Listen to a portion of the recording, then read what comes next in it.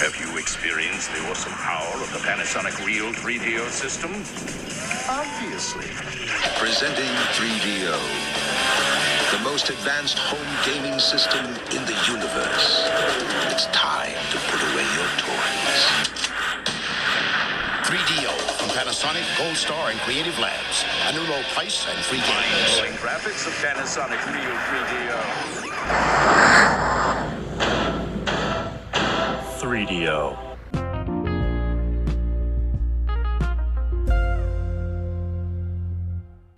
Hello, everybody, and welcome back to the 3DO Experience, the 3DO retrospective podcast where we talk about all things 3DO, the company, the console, and everything in between. I am Bill, and this is Thrak. How you doing, Thrak? Oh, Bill, my nose is just fine. How's your nose? I looked like I got beat up in my car. It was great. I used nose. I used the one of the union contracts that we got as an emergency tissue, and it was great. See, when I read that, I was like, you don't have tissues just in your car, like those little travel ones? I do, but it was kind of a panic thing, and I was like, dude, this works. Like, because I was driving and it was like bad. I was like, oh shit, what do I do? I hope nobody at your job listens to this show. I don't care if they do. Like, what are they gonna do? I mean, if they fire you over that, they won't. Okay. Well, you never know. The company you never would know. The company would not care that I used the union contract as a tissue, but the union would care. Well, we didn't end up signing that contract, so okay, fair enough. It was one of the bad ones. Okay. The best part was getting out of my car and my neighbor was there, and I just kind of looked at her and I was just like, I can't explain, and I'm not even gonna try. You should have been like, hey, hold my nose for me. No. I just wanted to go take care of it. I wasn't even in the mood. I was like, no. I need to take care of this. Would you lend me a helping hand, ma'am? Yeah. No, it was bad. Yeah, no, but that sums up my day pretty well. Like, fair enough. Yeah, just another day here, cold, rainy, so none crazy. Yeah. Working on games for future podcasts. It's really all I've been doing. So yeah, just trying to stay up with the schedule while I have the free time. So yeah, I don't have the free time. That's the yeah. And Thanksgiving's coming up, and I'm not. Yeah, ready. that's coming up a lot quicker than I anticipated. Yeah, and then Christmas. I'm like started my Christmas shopping, but I'm not even close to being done yet. Oh, I don't really start until after Thanksgiving because I just don't want to think about it. I used to not, but then like it's kind of bit me the last couple of years because like I've noticed like if you're ordering online, a lot of stuff there's a window that you have to kind of get in, or else it's not going to make it in time. Because like I try to buy as much in store as I can. I try to for that reason, because it's easier to just kind of get it. And there's something about, especially if it's like Christmas gifts, like going to the store and picking it out, that I enjoy more than just grabbing it online and going whatever, right? Especially if I'm gonna, wrap it and give it to them in person. I'd rather just go get it. You know what I mean? Yeah. And my family likes to do this like white elephant thing every year where we just like buy a random thing and we do the random shit. You can look it up. And that I prefer going to the store because then I can just look around and get some inspiration and just be like, that'll do. And then grab it, Yeah. It's hit or miss on the year. This year is kind of, I have no idea what to get like my dad. So I'm kind of trying to figure that one out right now. But oh yeah, most of my family, it's like I don't fucking know. So I think that's why we started doing this like white elephant, and then we also do it like a drawing and shit like that, so it's easier to deal with, Yeah. So yeah. But yeah, I don't want to think about that yet. Yeah. So we got other things to worry about, like video games. So I do have some news stories. I'll start with this one because we found out like right before the show started. Yeah, it happened yesterday, I believe. Yeah, and it was legendary game designer and programmer Rebecca Heinemann has died. She passed away at what was her age? 62, I believe. And we're bringing this up because we have talked about her on previous 3DO episodes, mainly the ports of Wolfenstein 3D and Doom to 3DO. And I believe Out of This World as well. I think yes, Out of Yeah, I think you're correct on that. So she has some 3DO legacy, and some infamy for that Doom port. But Well, if you want to know the story, it wasn't her fault. But if you want to know the story, go back and listen to our episode on the 3DO port of Doom. It's pretty far back now. So I'd you can get say the full story. I'd say the infamy with that port has nothing to do with her. If anything, she was a miracle worker. The fact that she made that thing function. True, but she gets asked about it all the time. So Oh yeah. No, I don't think anybody blames she's her tied for to it that. forevermore. Oh yeah. No, nobody blames her to it. But yeah, she's known for Co-founder of let's see. Interplay. Yeah, she co-founded Interplay. I guess she won her first mark in the industry was winning a Space Invaders tournament in 1980. So she was the first recognized U.S. champion of any video game. Good for her. That's awesome. I should have looked through this earlier. But yeah, she has like 67 credits. I believe she was also a transgender woman as well. So, helping to push LGBTQ inclusivity, or, inclusivity in the gaming industry, which is a good thing. And yeah, there's probably a bunch of stuff we didn't talk about. I mean, like Interplay, they're known for Fallout, Wasteland, Baldur's Gate. And I believe she had a hand in like all of those to a degree. So like her Moby games, she has, was it like 67 credits or something like that? She has quite a few credits on games. So, you should go through that so you can see everything that she's had a hand in, like the old Bard's Tale games. She is credited on the remaster of Killing Time, a game we still have yet to cover on this show. So she's done a lot of work through the years, like up to like she worked on Pitfall: The Lost Expedition. It says that it says that credit her with emulator, and if I remember correctly, that game you can unlock the original Pitfall in it, probably an emulated version. So my guess is she probably worked on that. But yeah, her work is fairly extensive, and she should be recognized as, a very important person in the industry, especially at a more formative time. So I did see a couple like of the old Interplay crew did tributes. Like I saw Brian Fargo posted a tribute, Chris Avalon, Josh Sawyer, like a bunch of like the pretty notable guys from that era. That's good. And apparently there is a GoFundMe right now for like funeral arrangements for her. So I believe it's kind of rolling off of I think we had mentioned a while back there was a GoFundMe for her cancer treatments. Yeah, I believe they're rolling that into the funeral stuff now. I believe so. Yeah. So it's just a shame though. Like it is. Cancer sucks, especially at 62. Like such a young age to die from that. So, but yeah, our condolences naturally. Yeah. No. But speaking of shame, it's time for the Game Awards again. So the nominations or the noms list has officially been released. And you can go vote on it if you want to. I don't know how much the fan vote actually matters, but this year I made it a priority to just vote for everything. So we're not going to go through the entire list. That's stupid.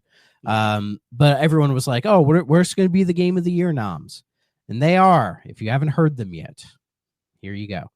Expedition 33, shocker. Yeah. Death Stranding 2, kind of a shocker. Kojima. Donkey Kong Bonanza, probably not. Yeah. Hades 2, no shocker.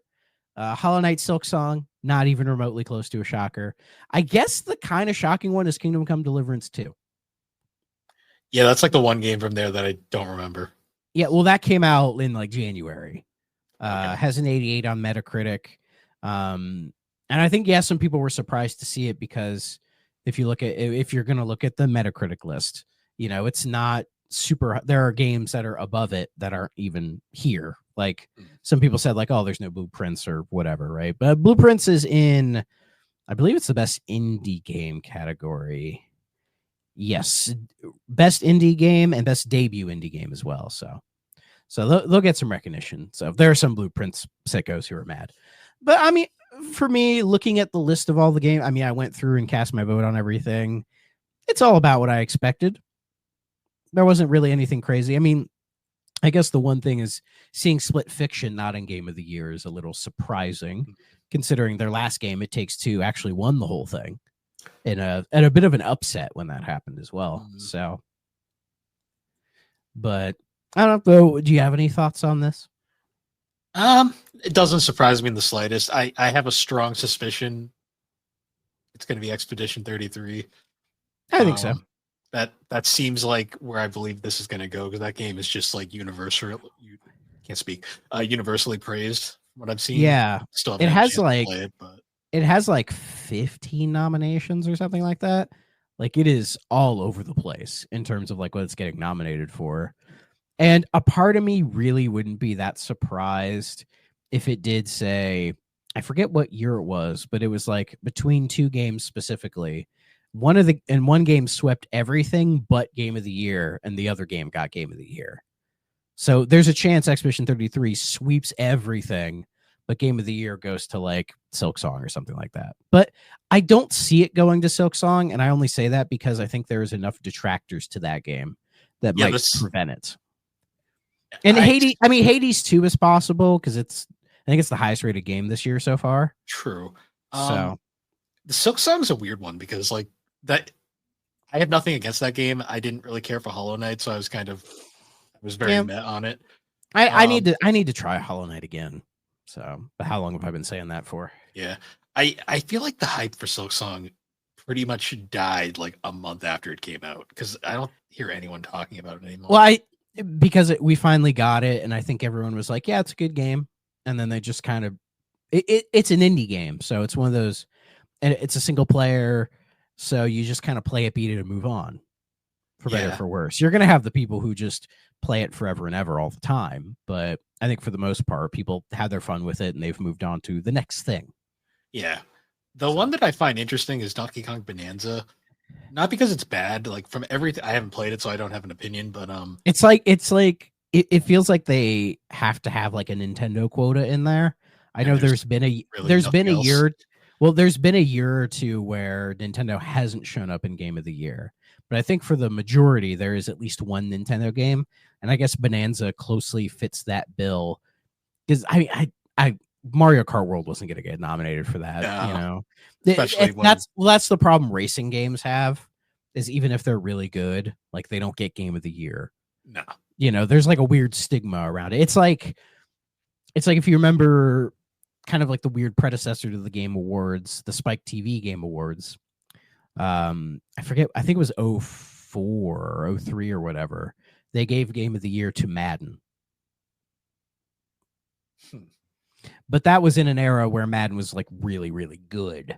So it looks weird, but I say to most people, like, Madden 04 is actually one of the best games in that series. So it's not that crazy. It was actually like, that's back when sports games were legit quality, but there are probably a bunch of people who don't recognize that. So see, the thing with like racing games is they have to really reinvent the wheel. Like something like, say, like a Gran Turismo when that first came out, and it was like such a unique concept for the time. Or if you remember in like, I think it was 2021 when Horizon 5 came out, and that did really well. That's like, I think it's like a 91 or something. And because it was released past the cutoff date, it didn't get like a nomination for anything really. So, and that was kind of bullshit. I still kind of sit with that, because to me, it's like them doing it in December 11th is crazy when you have quite a handful of games that are coming out in December, you know, like past the cutoff date. Like, I know back in the day, December used to be kind of, if you want to release your holiday game, do it November, so people have time to buy it. But we're getting to that point where December can also feel just as much of a holiday game with like digital distribution and everything like that. Like, if I were the Game Awards, I would honestly just delay it a month. You know, like let the cutoff be maybe, I don't know, like December 23rd or something like that, because games don't usually come out on or after like that weird phantom spot between Christmas and New Year's, right? And then you just do the Game Awards in the middle of January or something like that. Like, you try to place it in a spot where it doesn't interfere with, say, like the Oscars or the Emmys or the Grammys, because they all happen, because they're smart. They always happen early the next year for everything last year. And I'm like, you should just do that so that you don't have random weirdos getting mad at you. Because if Metroid Prime 4, when that comes out in a couple weeks, if that's really good and has a high rating, everyone's going to be pissed because they're like, oh, it didn't get any nomination, blah blah blah, right? Though that preview did come out and it looks a little rough apparently, so we'll see. Have you seen it at all? I saw it and I was kind of like, it looks like a Prime game. Well, the one issue is that one guy, Yeah, that one weird nerdy guy who's, I guess, gonna give Navi a run for her money. It just doesn't shut the fuck up. That's the thing that I'm like, wow, they really did that.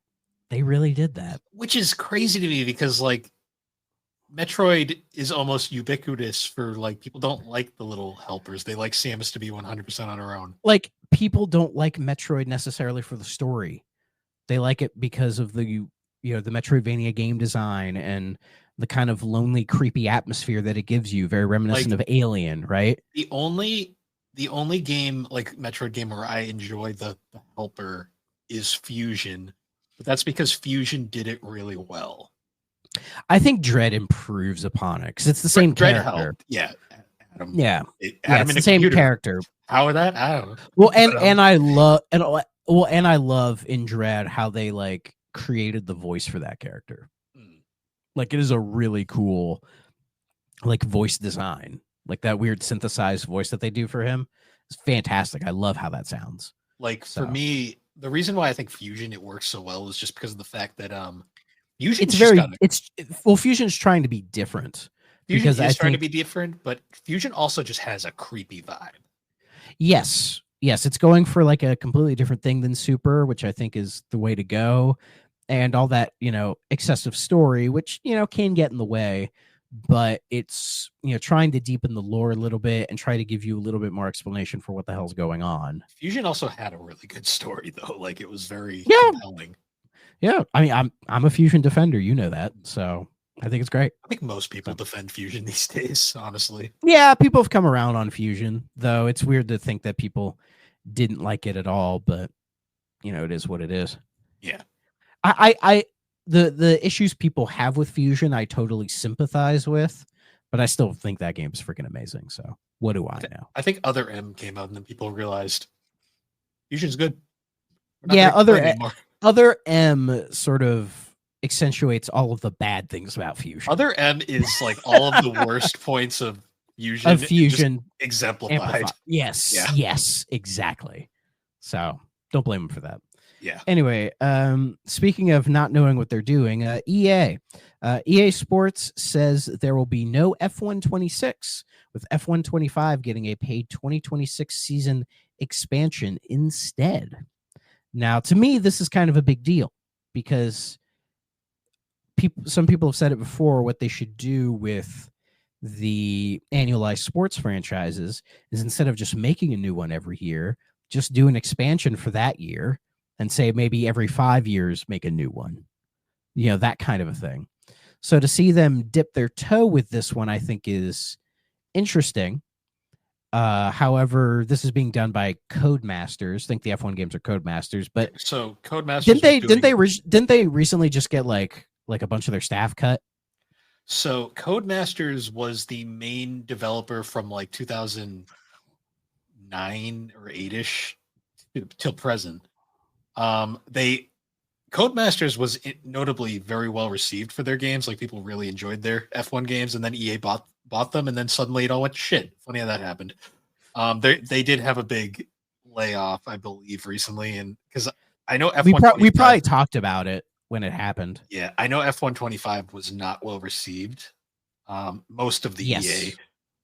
It's really funny because EA had their own F1 games way back in the early 2000s that were a completely different thing, and now they technically have Codemasters series. It's confusing. Yeah, and they were doing that rally game as well, and people seem to like the rally game, but then but the one thing they kind of just let lapse, and they like killed that, and some other company owns the rights to rally games now. Yes, it's been the one thing they were doing right, because I played a little bit of that and I was like, this ain't too bad. It's no Sega Rally, but it's fine. No, it's no it's weird. This is a weird choice too, because F1 is at its like peak probably for US viewership right now. Sure. And I don't want to see I just don't see them this going well if they butcher this. It's also it is a transition year though, because in 26 they're going to a whole new engine formula thing. So maybe they were just waiting till that's finalized before they start making the next game. I don't It's know. possible. Though I do like the idea of them just for the next year just giving you a big content expansion as opposed to just making you buy the whole game again. That would That's be like slightly different. Because if that goes well and people like it, I think there's a chance EA starts doing that. Say like, say they skip a year with Madden and just do a big like just in theory, say they skip like Madden 27 and they just do for Madden 26. They're like, here's the big 27 like roster update, and we've added a whole bunch of bug fixes and expansion, whatever to it.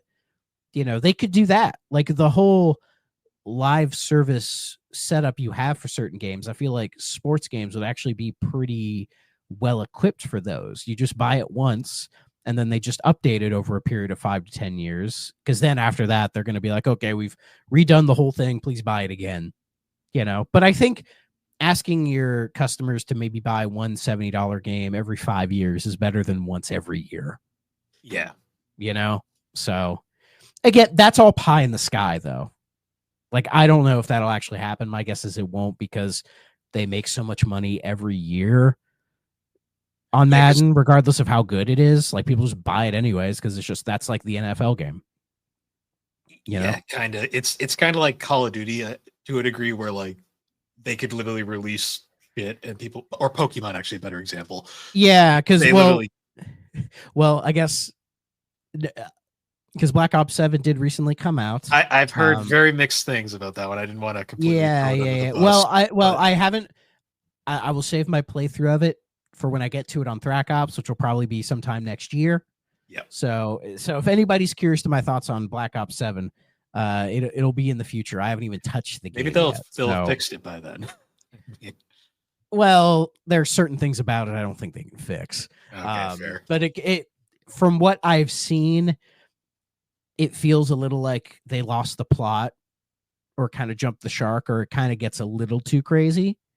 The one thing about it that I think is really dumb is that you can't pause the campaign because you have to be online to play the single player campaign, because it was because apparently in the menu it's advertised as like a co-op campaign, like they want you to play it with other people. But if you're just playing it offline, they don't give you the option to pause it, which is kind of dumb. It feels a little Black Ops 4, because Black Ops 4 doesn't have a campaign, but it does other things. But again, I don't really have any thorough analysis on it, because I still have like, I don't know how many games till I get to that one. So like at least a dozen. So you wait till like next year. Maybe I'll be caught up with Black Ops 7 by the time the next COD comes out. And then maybe I'll try to have a timely episode for whatever they do next, which I keep hearing is Modern Warfare 4. But it'd be 4 of like based on like the reboot of Modern Warfare they were doing. Yeah. Based on that. So and I don't know how well that's gonna go, because the last Modern Warfare, the 3 reboot, people didn't like that either. That just like it baffles me so much though. And this isn't even a criticism of the games. This is just one of those things where I'm like, Call of Duty is such a massive series, but then one of its sub-series goes all the way to 7. I'm like this is confusing. It's well, Fine Time mentioned it, that like it feels like a joke. Back in the day when we would used to say things like, oh, the PlayStation 6 or Black Ops 7 or whatever. And it's like, oh no, like we're getting to the point where those numbers are real. It feels a little like, oh, we're getting there now. And when you get that far in, you understand why they don't number sequels that much. People always used to be like, oh, why don't they just number sequels? And it's like, there's a reason for that. Like if you look at like the Friday the 13th movies, when they get to like part 8, you're like, oh, okay. Like it kind of pushes people away. Yeah, it depends on the series. Honestly, the smartest series to do this is Assassin's Creed. They drop the numbers after Black Flag. People don't even call it 4. They just call it Black Flag. so I think to most people they drop the number after 3 and then they just have the subtitles. Yeah. And that's why most people just do the subtitles, because it feels more like a definitive product, as opposed to like you see a number and you think, oh, I got to play all these other games before I play this one. And technically you have to, but see, the thing with the series, it's a shame. Black Ops 6 was good. I played 6. I liked it.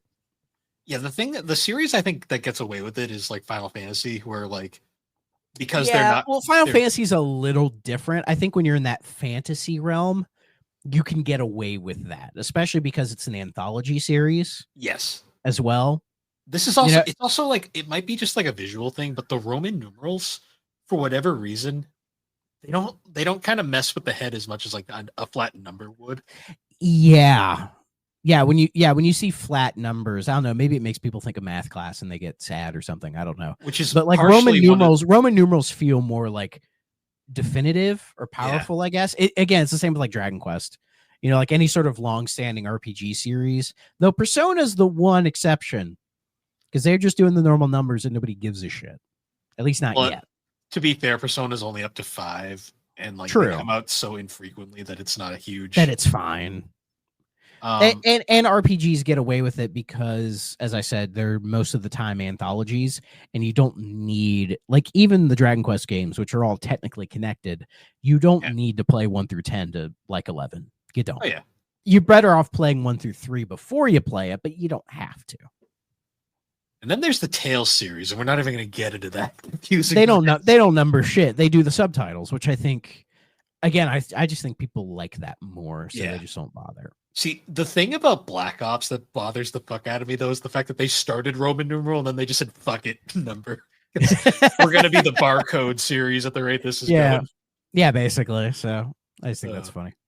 Fuck, I forget what you were talking about. But anyways, speaking of Call of Duty, Xbox has announced a partner preview showcase. It's on the 20th, and I guess it's just them showing off a bunch of third-party stuff, Game Pass announcements, I guess some brand new stuff.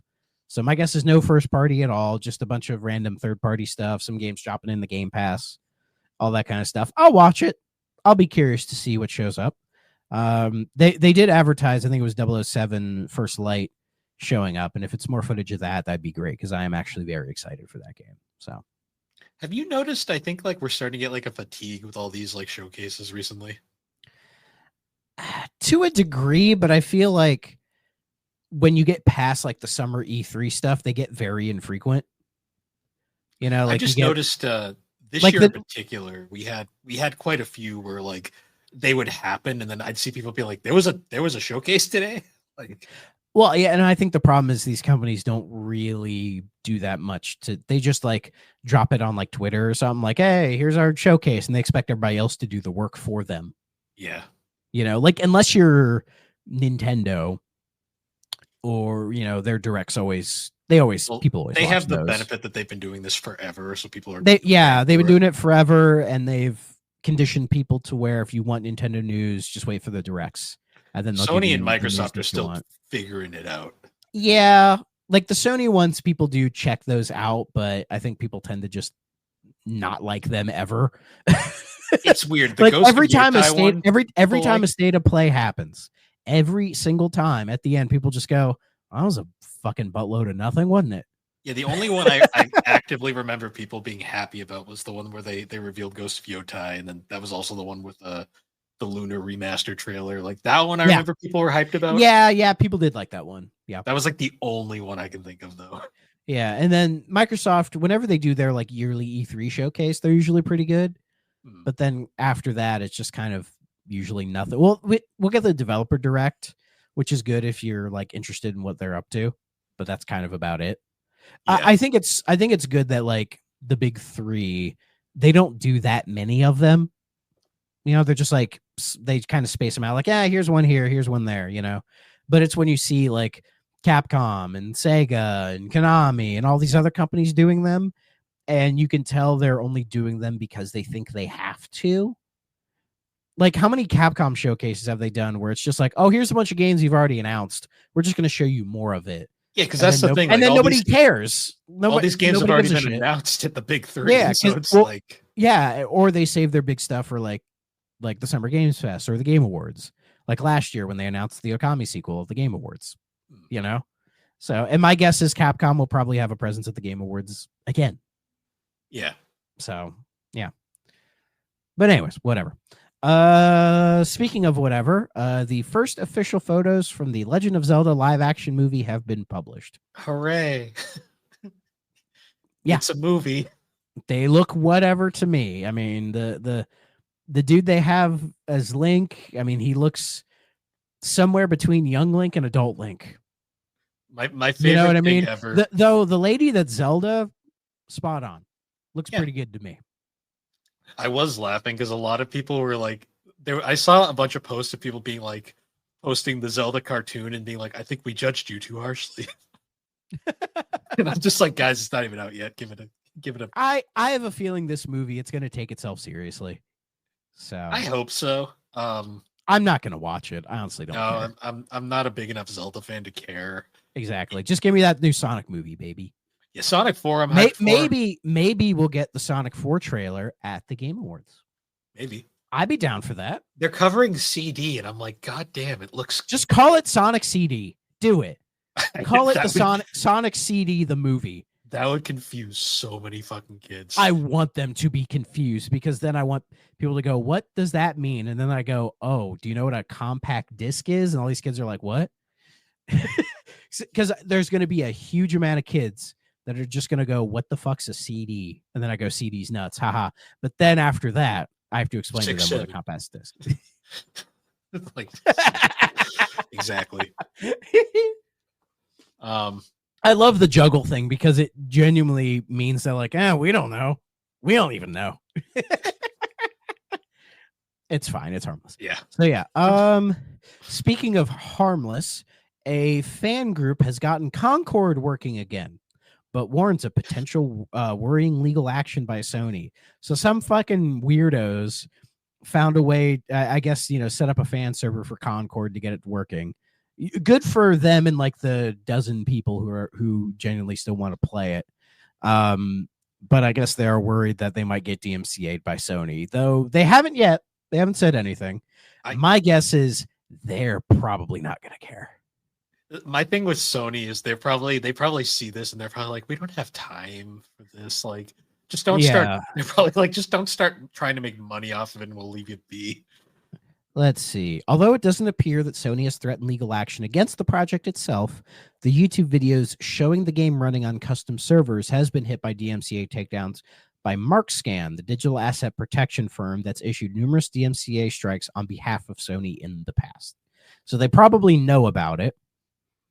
It says to me they know about it, but are they going to care enough to do something about this? They probably just don't want people making money off of it.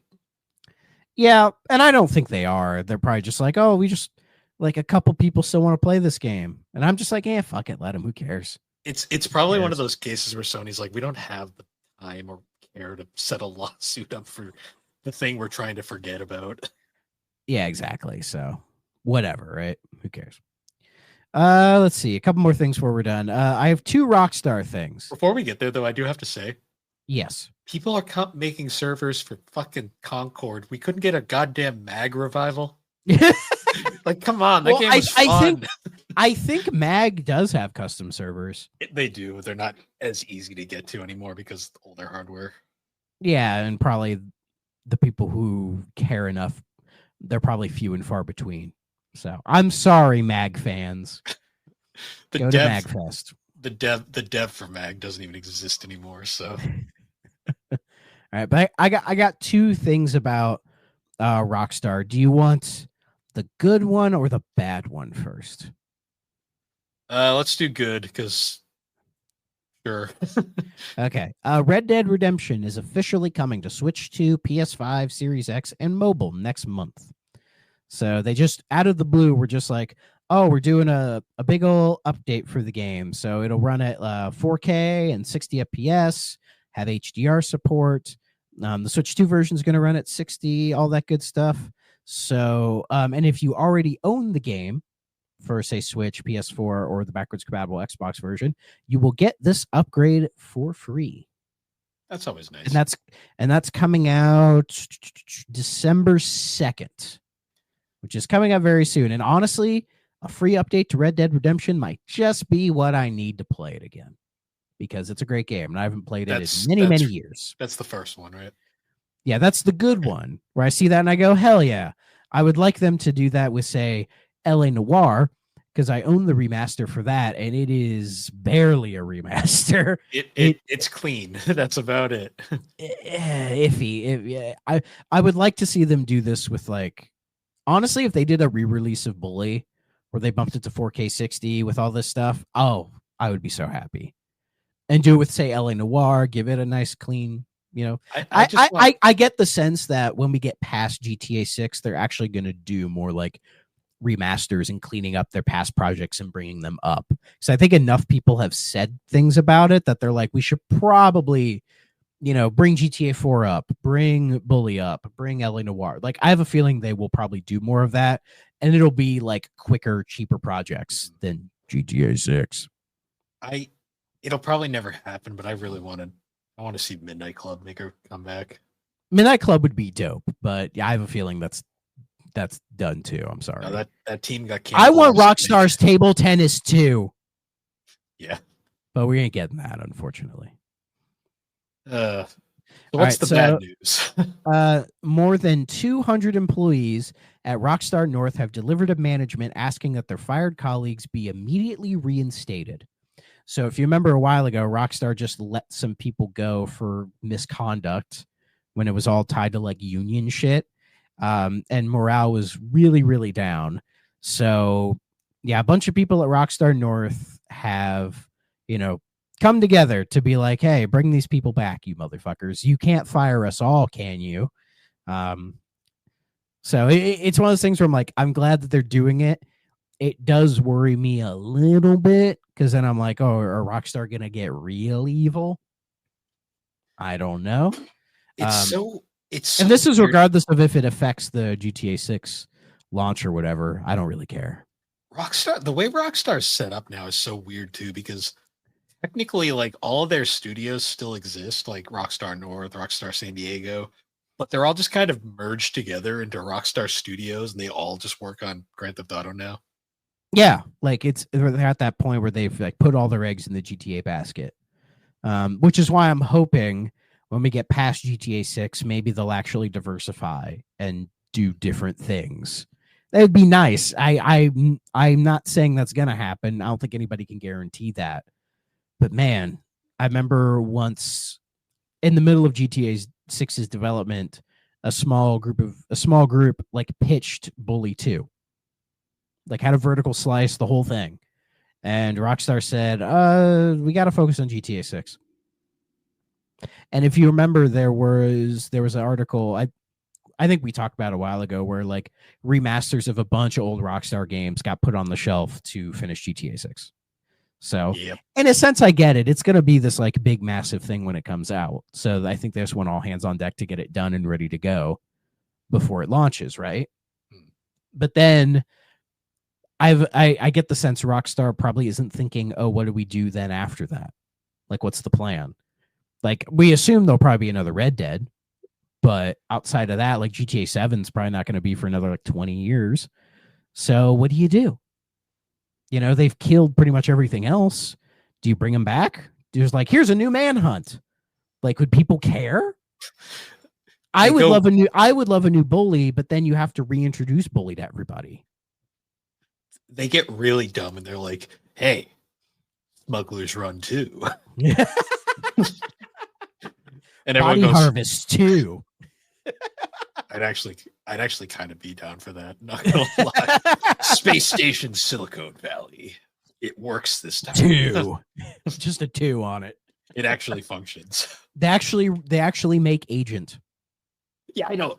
That Agent is the funniest fucking game to me, because that sat on their website for like a decade as coming soon for PS3, and I'm like, I don't think it's coming out, buddy. Yeah.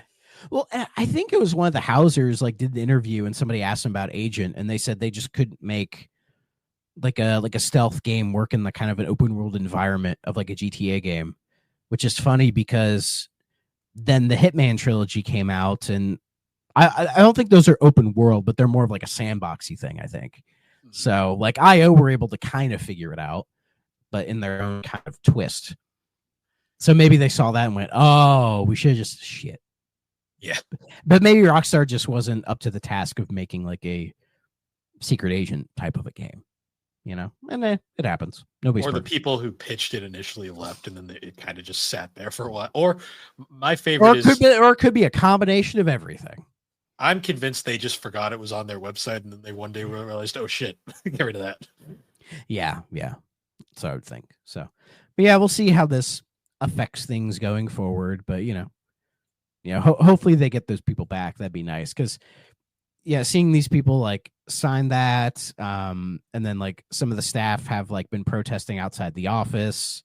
I feel like if you are part of that 220 staff who wants those people back, cross that picket line and join them. And then I think it'll get done real fucking quick. Because I bet Rockstar is like shaking like a leaf because they're like, shit, we got to get this game out in a year. And we don't know how far along it is. My guess is they're probably just trying to clean up as many bugs as they can so that it's as clean as humanly possible. That's because they know if they release GTA 6 and it's a buggy mess, that's going to hurt their reputation. Yeah. It will like severely damage it. Especially because we're post the era of Bethesda with Todd Howard being like, glitches are funny, right? And everyone's like, no. It's well, not. and also they're completely different vibes. Like Elder Scrolls and Grand Theft Auto are wholly different things.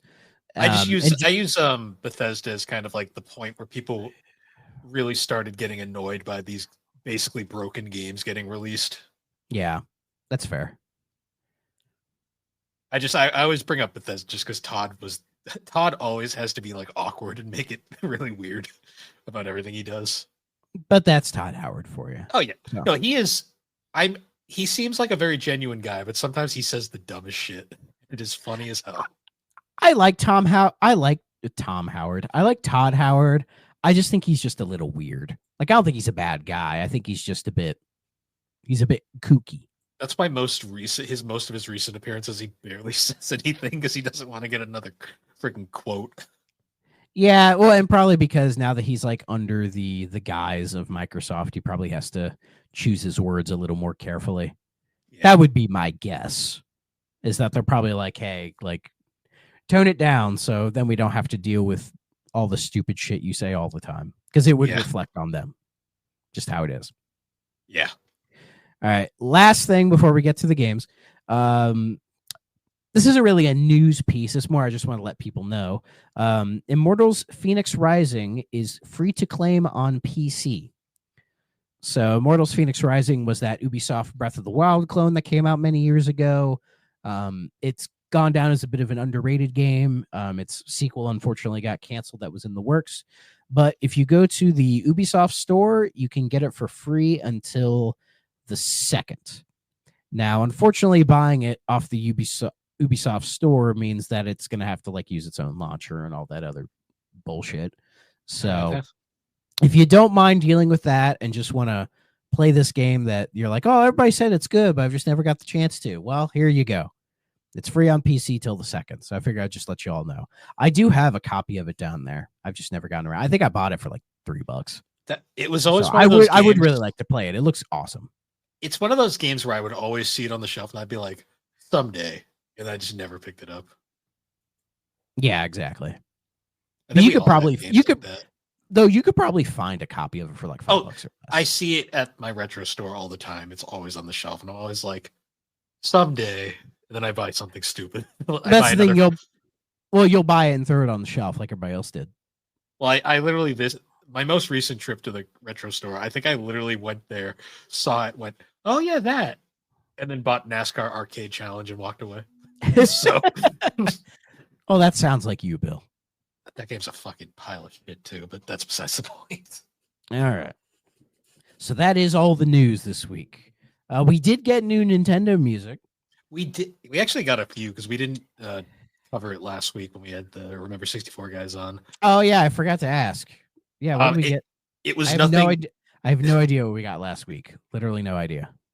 So the previous week, I'm not even going to make big deal about it because it's who cares. It was Kirby's Dream Buffet. Woo! And then this week we got, you ready, kids? Wii Fit and Wii Fit Plus. So now you can be shamed audibly, not just visually.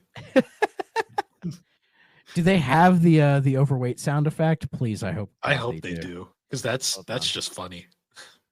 I'm looking. Hang on. Okay, it's not in Wii Fit. Maybe it's in the Plus. There's 90 goddamn tracks. Of course. Oh, well, because a lot of times there is this.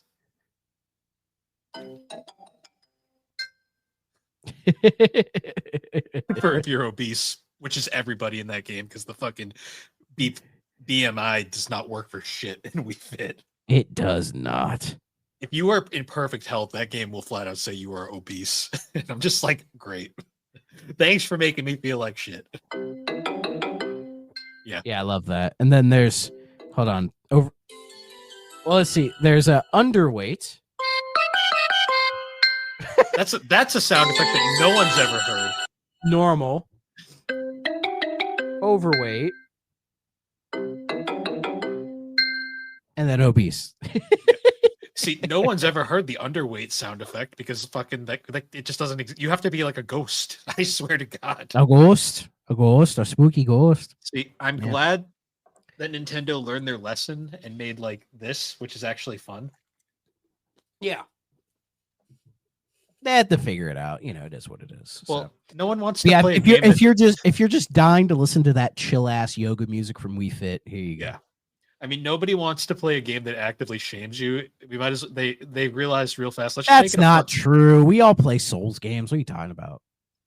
Yeah, but they don't shame you for being overweight. True. I'm sure there are games out there that make fun of the player for being fat. So yeah. At least like with like Ring Fit though, they were like, let's just make it a fucking RPG about fitness because that's fun. Yeah, a better progression system. Progression system. Yeah. So, but yeah, that's everything. Okay, now we're the creme de la creme. Everybody, are you ready? Let's kick some butt.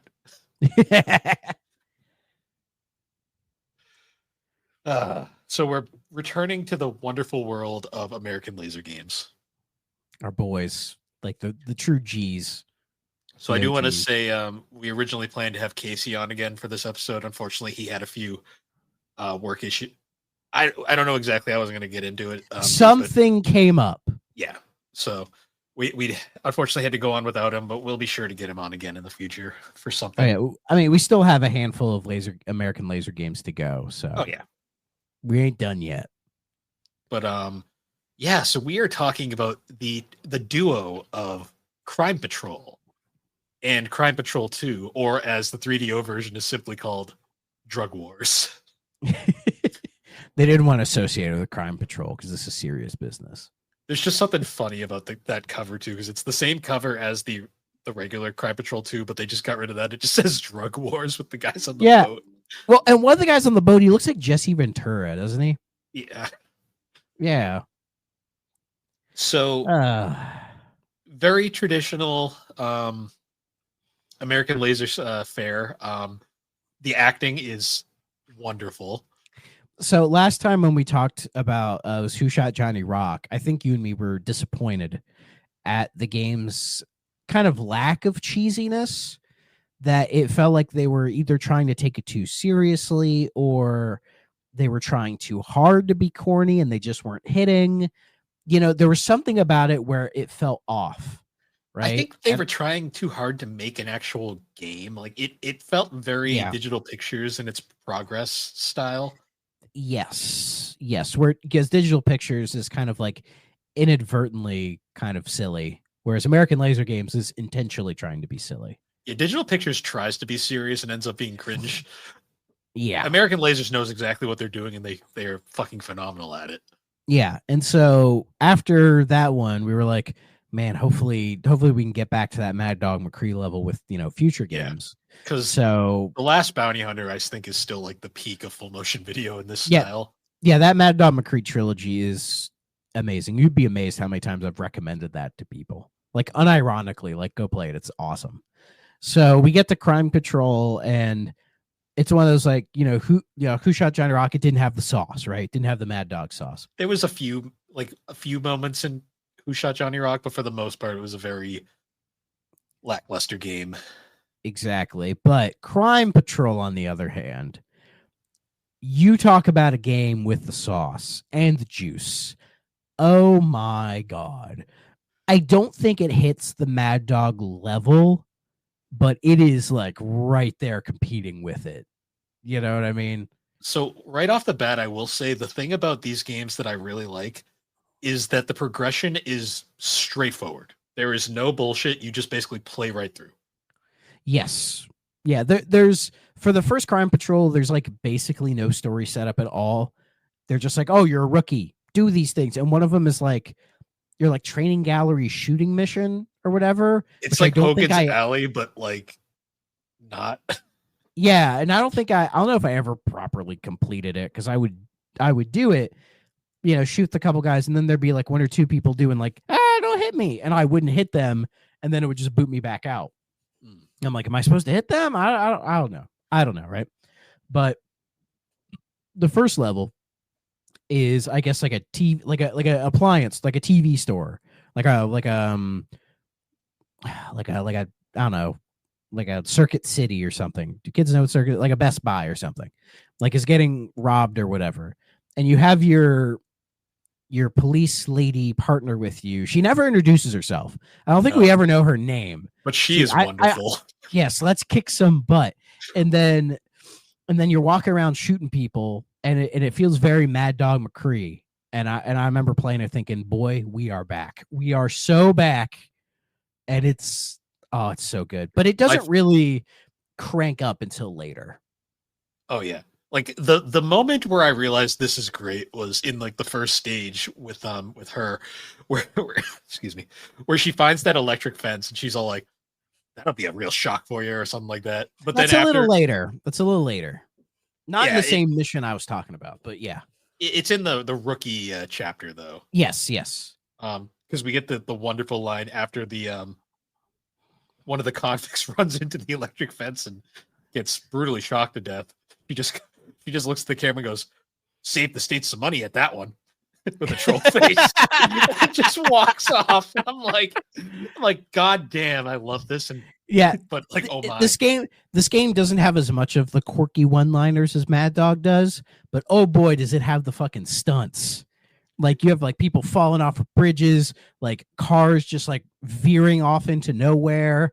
Like one dude sets himself on fire. Yeah. A little bit late. And that part was so great because he's on fire. He's like, ooh, hot, ooh, spicy. Ooh, spicy. So his exact quote is, "Whoa, wow, whoa, hot, really hot, burning up, really, whoa, suntan, whoa, burning up, hot, really hot."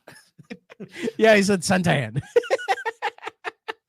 I mean, it's clearly a dude in like one of those like fire suits that they have for like movies when you do like a stunt. Like they didn't even bother hiding it. Oh no. But yeah, it works. And by far the greatest line in this goddamn game, in the second stage, this I was on the floor. "Winners don't do drugs." Blows the shit out of the fucking cocaine. Yes. Okay, so you have the policewoman, right? You do her stages and they're just kind of whatever, right? And then you move on to, I think it's Undercover, and you're undercover with this like, I don't know, it's like Doogie Howser or something. I'm not sure. I loved him. He was, he is. Oh my God, he's great. And yeah, like, is like you're referencing the level in the airport where they're like, oh, they're hiding this girl, and he shows you like a Polaroid of this girl, like, oh, she's inside, but like you're outside, and then she just kind of comes out of nowhere, like next to a car, saying like, "I got my gun." I'm like, what? Where were you this whole time? And then you shoot the guy in the plane, I think. I don't know. But yeah, that moment where he opens the trunk door and there's just like bags of cocaine in there, and he does the "winners don't do drugs," and then just, and I'm like, you're destroying police evidence, my guy. It caught me off guard because he's got like an Uzi. And he says "winners don't do drugs" in this very matter-of-fact way. He's like, "Winners don't do drugs." And I'm like, okay, they're referencing that classic slogan. And he shoots the fuck out of him. And I'm like, what the fuck? It was so funny. One of my favorite quotes is I think it's like a bank or something like that, where at first you're sitting like behind like the tellers or whatever shooting, and then you're like going through, and then there's this one guy who runs by and he's like, don't shoot me, I'm Union. Yeah. Don't shoot, I'm Union. Yeah, there's some good quotables here. Again, not as many as Mad Dog. It doesn't go that far. Like, it goes just far enough, I think. Because I think they recognize, like, yeah, this game's called Crime Patrol, so there is some realistic crime stuff, so we can't get too crazy with it. But they allow themselves to go crazy enough, you know? With, like, the explosions and, like, and, you know, the electric fence is probably the one real silly bit. There's also some of the quotes are amazing, like the undercover partner, let's eat their lunch. Like, or that one, or when you hit SWAT and your like partner is like D from It's Always Sunny with a beret on, and she's just like, do you think you have what it takes? Do you have the stuff? And I'm like, D, what are you doing here? This feels like an episode of It's Always Sunny. Like, D joins SWAT. Welcome to SWAT. You're gonna fit right in. Oh, also, like, the one level to where I was like, oh yeah, this game was definitely made pre-2001 was the plane hijacking. Oh my god, that part was so funny where you climb into the plane, right? So you've been shooting shit all over the plane, right? Like outside the plane. And then you get in and there's a bunch of people just sitting there, and randomly someone will just turn around and try to shoot you, and you pop them off. Nobody gets up or runs away. No. There's no freaking out at all. I think they're like under hostage, so they're not gonna do it. Yep. I think that's the idea.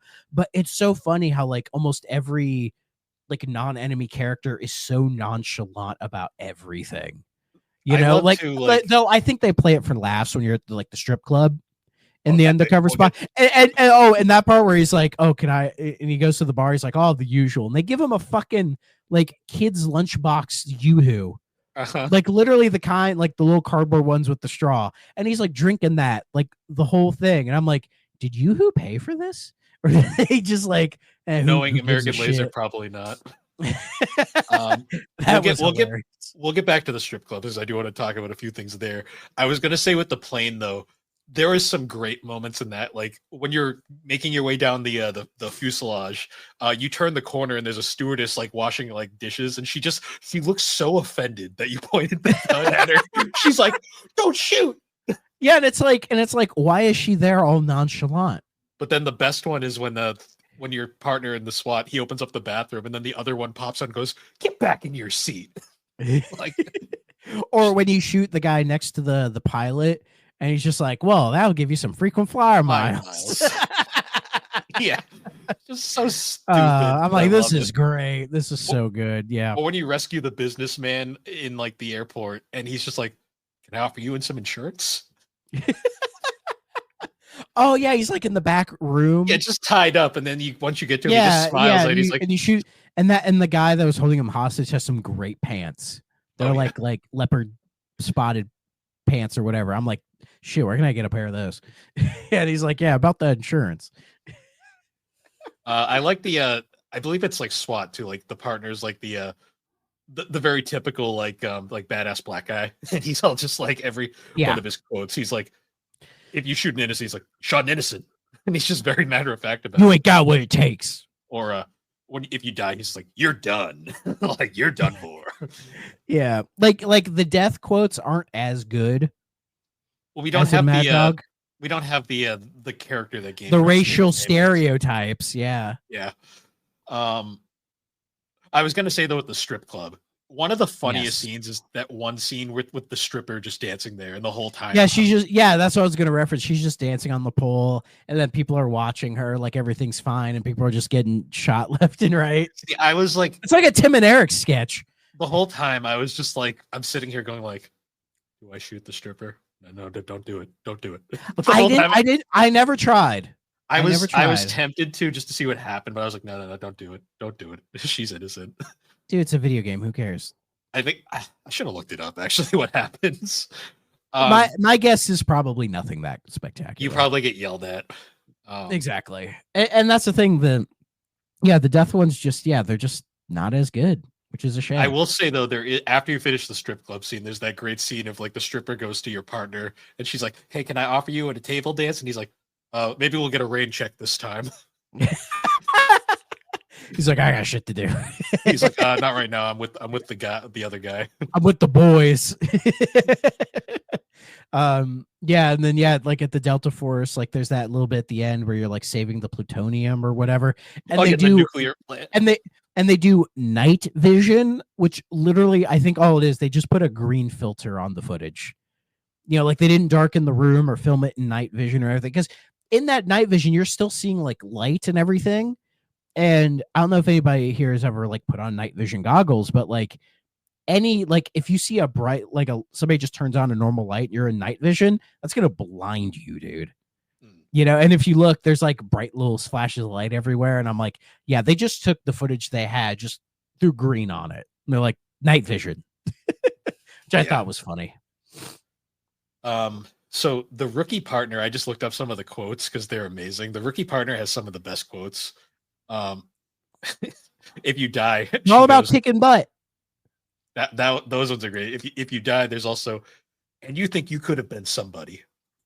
Or my favorite. This one was my favorite. Great shot. Too bad you hit the sales clerk. That was I like her. Should we give her a name? What kind of name? What do you think her name would be? I'm thinking like a Susan. Susan Consuela.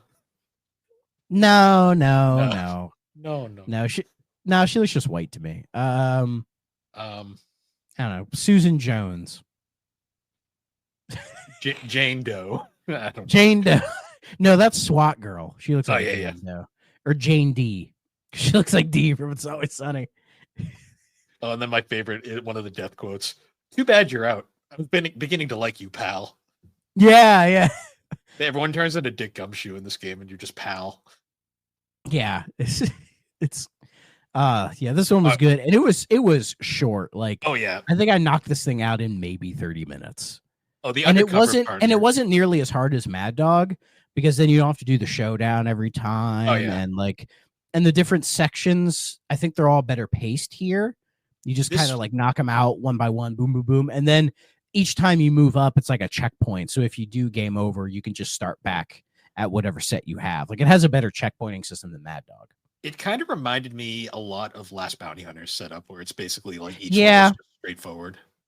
Yeah, I would agree. And the game doesn't have you like shooting a bunch of random stuff in the middle of it, where it's like you're trying to like say shoot the guys on the train, and it's like you just can't line it up because your timing has to be very perfect. Like, the game is very loose with everything, and it's just like, yeah, just shoot the guys. Like, I think the one weird shot is in Undercover, when you at the first like scene, and the plane's all the way in the background, and you do have to shoot a guy in there, but he's very hard to see. Yeah, it's like the one kind of weird bullshit one, but you figure that one out pretty quickly. It doesn't randomize a lot of the stuff like Mad Dog does, when you'll be in the certain big screens and you'll have like 5, 6, 7 different pop-ups, and they randomize them to kind of keep you on your toes. Here, they just they play out as you expect them. So it's kind of easier to blaze through. But also, I played the PC version, as I think you did. So playing these games with a mouse is super easy mode. Yeah, the 3DO, unfortunately, without the proper light gun setup, you're just never going to get the... I tried playing it on 3DO. It sucks. It's terrible. Because its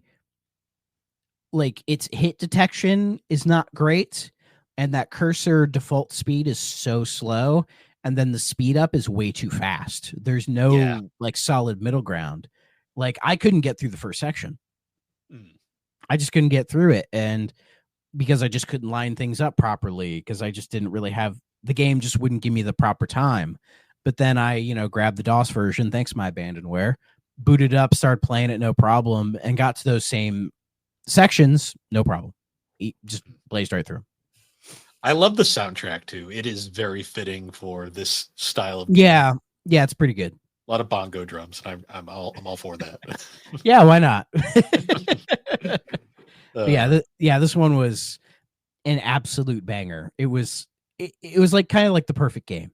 Really, Yeah, it was like- short, sweet, to the point. It was super entertaining. I laughed. I cried. I don't think I shed any blood though. Like, But Last I had a Bounty great Hunter, I time. still think is the pinnacle of this so far. This comes real close though. It is close. Like this is the first time playing a video game where I straight up had to stop because I was dying laughing because that fucking cocaine scene. Like it caught was me so good. it caught me so off guard. I was like, what the I'm like, I had to like stop and like take a breather because I was like, did that just happen? Yeah, this game is so fun. It's great. Yeah. Like And genuine banger. it's quick. Like you just go right through it. There's no bullshit. Just it's straight up arcade Yeah. action. and I it's- wish there was a little bit. I guess one criticism, I wish there was a little bit of story, where maybe it's Yeah. like you learn the name of the people that you're working with, and maybe they give you a little bit more background on what's going on. Like it doesn't have to be a lot, it doesn't have to be Final Fantasy, but like, just give me like a couple seconds to be like, hi, I'm deputy blah blah blah blah, you're gonna be working with me, like here's what we're gonna do, like that easy basic kind of setup, You know what that, it they also that they was? never really bother doing. Yeah, because like the thing about that made Last Bounty Hunter was the fact that like there was definitive villains. Yes. There's no villains really. You're just shooting mooks the whole time. Yeah, basically. And it's like, oh, you're stopping terrorists from using nuclear stuff to blow shit up or whatever. That's You go from rookie to Delta Force, and once you finish Yeah, Delta Force, it just straight up says the end. And that's yeah. it. Yeah, there's no like conclusion to anything, or you felt like you really accomplished anything. You're just like, oh, I did it. Cool. Yeah. Good job. Get the fuck out of here, kid, basically. So that was like the one thing that kind of let it down. There wasn't really a solid story arc to it to Yeah. really kind of tie it all together, which is a shame because outside of that, it's just like your typical like xenophobic, like, oh, shoot brown people to stop them from using bombs, that kind of stuff. Yeah. Whatever. This game is very much like a pinnacle. Like a game like this could not be made today. Like it would never. No, Never. because, well, like in FMV games, like I think people put too much effort in trying to make FMV games actually good nowadays. Yeah. You know what I mean? And this it's not going to pass that, unfortunately. No. Even though it's great and I love it, like most people aren't going to. Like, I think people take games now so seriously, it's harder for them to kind of appreciate these more kind of silly games. Like when people play these and go, oh, it's like stupid. It's like, that's what they were intending to do. Yeah. Like there's it's okay to like appreciate, something silly for what it is. You know what I mean? Like every piece of like, yes, video games are art, but not every art piece has to be like this real deep, serious, thought-provoking thing. So if it can just be dumb and stupid, but who cares? If you like it, you like it. Like- It's that variety that makes it fun. American Laser very clearly found their niche, and they just did exactly that. Like there was Yeah. no, they and weren't. and as you said, people don't do shit like this anymore. No, like, is this game like the second you play the first level, you're like, okay, I know exactly what this game's gonna be, and I am just gonna enjoy the ride because there is no seriousness here whatsoever. Yeah, and there was like such a huge backlash for this corny stuff even back then. And I think Oh yeah, it's like because, well, because I think it's people wanted video games to be taken more seriously, and that like, oh, these aren't helping.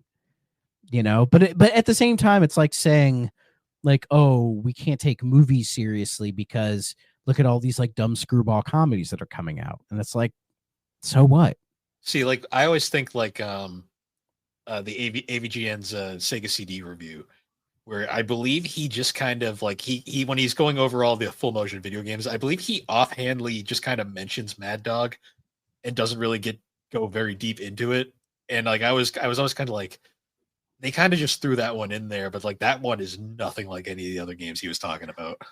I believe I first heard of Mad Dog from Spoonie when he did like his like big 2-part video back in the day about FMV games, like kind of the beginning of them, and he shows footage of Mad Dog and like a bunch of other stuff. It transitions into him just reviewing Johnny Mnemonic, like the PC FMV game, which I've never played and almost kind of want to.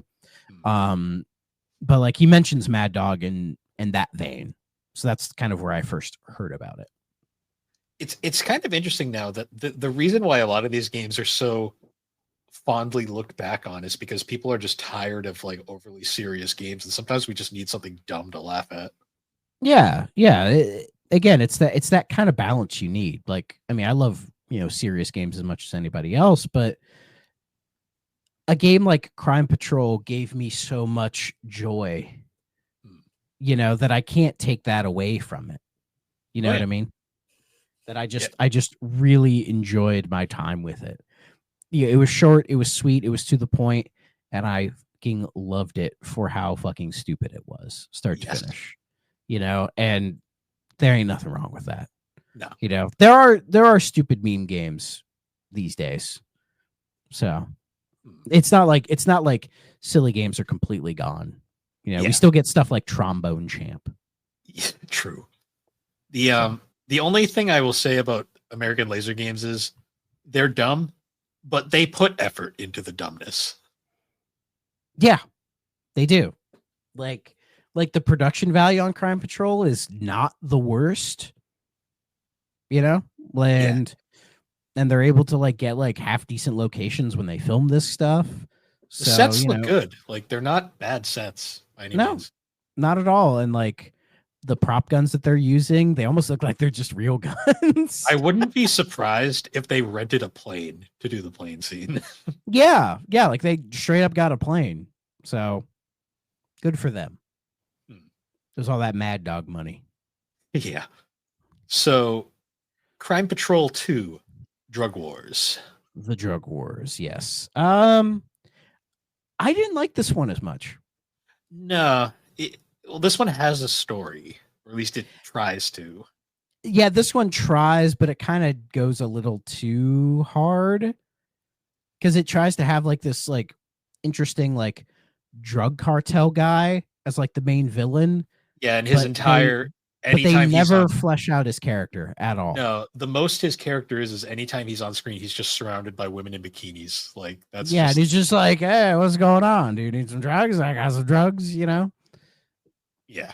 Yeah. It's again, it tries to have more of an arc to it, to where it's like, oh, you start, I forget where you start, but it's like you're here, and then you go to like, oh yeah, you start, I think it's in New Mexico, and then you go to Chicago, and then you go to the border, and then you end up straight up in South America, like doing CIA shit. You also they try to have more of an arc to it. Yeah, you don't there's no promotion system in this one either. You kind of just start where you are, and then you kind of just go from place to place. Yeah. Again, it feels like they're trying to address some of the issues of Crime Patrol, trying to have more of a proper story arc to it. Sure, but it just, I don't know, man. It almost feels like they are taking this one a little on the serious side because it doesn't have those same goofy moments. No, like the first one. There are some funny like acting moments, and like there's still the over the top. Oh, that dude. Yeah, that dude in Chicago. Yeah. Who's like Roger Ebert's like fat younger brother or something. Yeah. Like he was great. I loved him. The charm is still there. Like I kind of like your little mentor guy you have, like where he just is like so disheveled and like lost. Yeah. He was good. Yeah, he was like good. He's fun. But it doesn't have the like they peaked with the goddamn cocaine like in the first game. Like yeah. It's hard to come back from that, Like the first game is just so absurd that like this one, when it actually is really trying to, it's almost like it's trying to do like the serious story from like Who Shot Johnny Rock, but keep the camp of Crime Patrol. Yeah. It really kind of highlights that the reason why people like these games is that they're stupid, basically. Yeah, it's a bit having its cake and eating it too, and it just, I don't think it hits. I think games like this are much better when they just kind of like when American laser games are just like, no, we're just sticking to this thing. Yeah. It tends to work better for them. Like with Crime Patrol 1 or the Mad Dog McCree games, they just lean right into the sillier side of it, and it works incredibly well. But then when you have like this or Who Shot Johnny Rock, where it's trying to be a little bit more serious, or they're trying to do something a little bit more, it just doesn't hit as well, and yeah, I just don't think they really have the gumption to make that work, I guess. Because I mean, Yeah. gameplay wise, it's still the same thing. It's Oh, yeah. fine. Plays You know, fine. I still enjoyed it, but I It's wouldn't fun. put it up there with like the peak McCree game. I think it's better than Who Shot Johnny Rock, but Yeah. I don't think it hits the same highs that the other games have. Well, Who Shot Johnny Rock was trying to be like more than just a shoot, like a light gun game. Like they were trying to do like this weird like progress system and exploration mechanics. Yeah. With this game, it's very much just you just shoot stuff and go from screen to screen. Like you still get the classic like don't shoot. I'm innocent. I didn't do it. Like there's this great scene where like you bust into like a trailer, and then like actually no, I think that's in the first game. Yeah, I think Yeah. that's What was it? there's a scene where like you bust into a trailer and like there's like a woman who's like don't shoot, and then you go shoot everyone and then it blows up. I'm pretty sure. Oh yeah, that's the drug lab in the first game. That's in, like, with a the trailer. fire, Yeah. with the fire guy. Yeah. Yeah. You shoot the dude on the toilet. He's like, I was just taking a shit. Yeah. Like that's such a dick move. It's like oh Yeah, but that stuff is so good. Like I that's know. that's what gives these games their, their secret sauce. But like, Yeah. But yeah, I don't know. Crime Patrol 2, it's fine. It just doesn't hit in the same way, unfortunately. Again, it's not bad. Like no, you're not gonna hate it, but it is the most playable. Like I'd say, like of it could be like there was no. Yeah. I had no struggles playing it. Like I finished it easily enough. exactly. I had fun. I just didn't have the same like when I finished it. I was kind of like, I think what happened was I finished 2 and then I went back and played 1 again because like I was like I want to make sure, and I was like yeah one was definitely more batshit crazy like insane. Yeah, 1's the good shit, whereas like, yeah, 1 is the unfiltered cocaine. Yeah. But once it gets shot by that one winners don't use drugs asshole, we get drug wars, which just feels like it just doesn't hit the same. Drug Wars, I felt like they Unfortunately. were trying a little too hard. Like Yeah. I think that's correct. Yeah. not bad, but not my favorite. Like No, we'll probably not at all. after we play all the American Laser games, we'll have to do like a tier list ranking of them all. Yeah, for sure. Because there's a few left. There's like I think 3. Yes. And I have a few like 3 or 4, and we'll probably just throw them all together. Yeah. That might just be the way to go. Yeah. We'll figure that out. So reading reviews for these games isn't really fair because a lot of the reviews are just kind of unnecessarily harsh. I mean, I'm not surprised. Yeah, they're not like fun to read like other games. These are kind of just like people are like we don't like full motion games, and it's kind of like okay. I mean, I get it. I get why people don't like them, but Yeah, these grow games up. are more popular Grow up. retroactively. Apparently, these games were very popular in arcades. It was the home console ports that didn't quite catch on. In a way, I can understand that because it doesn't have the same novelty. Because, like when Casey was on, he would talk about how these games are like these like big screens and these like real big arcade machines. Oh yeah, that drew a lot of attention, right? And I imagine the Crime Patrol games are the exact same. And so going from that to the like just buying a copy of it for your 3DO or whatever. Apparently Crime Patrol was supposed to come to the Saturn and the PlayStation in like Christmas 96, but just didn't. They just canceled it for some reason, which is a shame because those probably would have been solid versions, I'd say. But like imagine paying like $40-$50 for a copy of this for like your PlayStation and playing it and be like, what the fuck is this? Like your expectation changes from arcade to console, Yeah. Yeah, honestly. And by the Saturn era, it was kind of like motion video was weird. Like it still existed, but it was kind of dying off for a while. Yeah. By the early mid 90s, we were approaching the end of FMV, I think. Like there were still some companies who were doing it, but I think most people had recognized that this genre just wasn't gonna have the staying power like other ones were. Yeah, because like when I think of like FMV games from that era, like you get obviously there was like the PC stuff from Sierra at the time. Yeah. But then like you'd also get like a random one like that, the X-Files game on PlayStation, which most people don't, which was overlooked at the time, and now it's kind of fondly remembered because retroactively the genre is kind of getting a resurgence. But Yeah, and also a lot of those games are just getting harder and harder to play. yeah, Especially the more PC centric ones, because a lot of them released on like pre Windows 95. Like it's yes. one thing if they're like working on DOS, right? But like when I mentioned the Spoony FMV video, he talked about how some of the games back then were coded to run specifically on Windows 3.1, which is pre Windows 95, and trying to get stuff like that running these days is not easy at all. So unless you really know what you're doing, like with DOS, if you know how to use DOSBox, you can figure it out.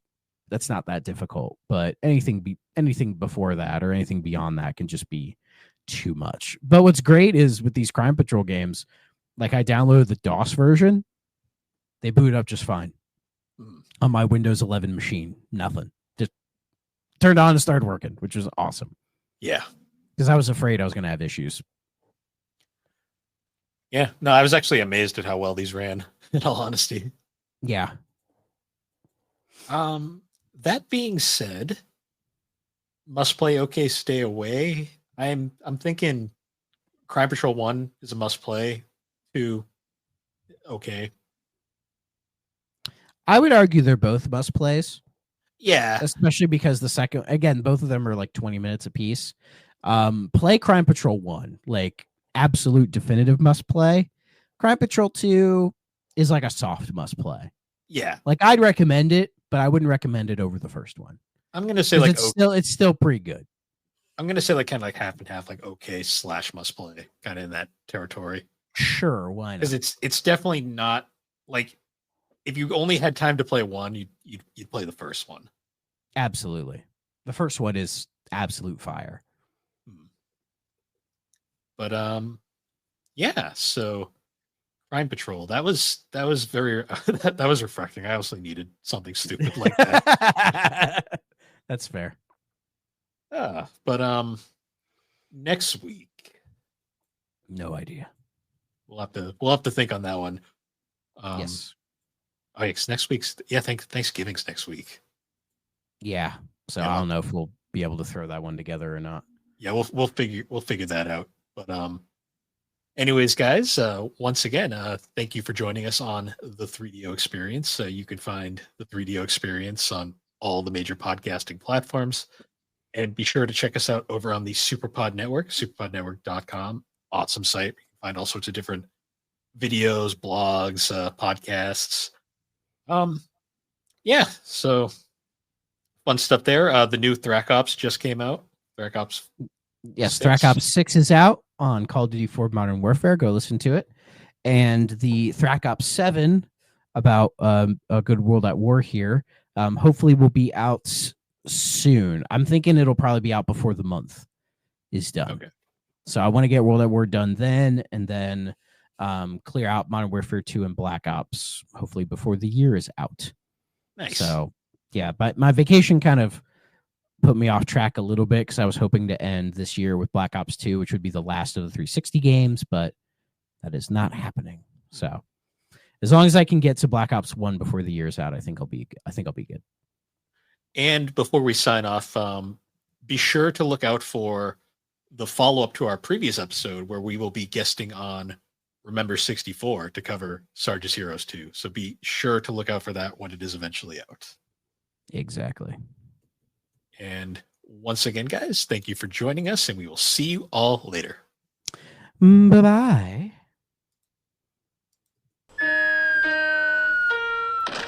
If you're not playing on a 3DO system,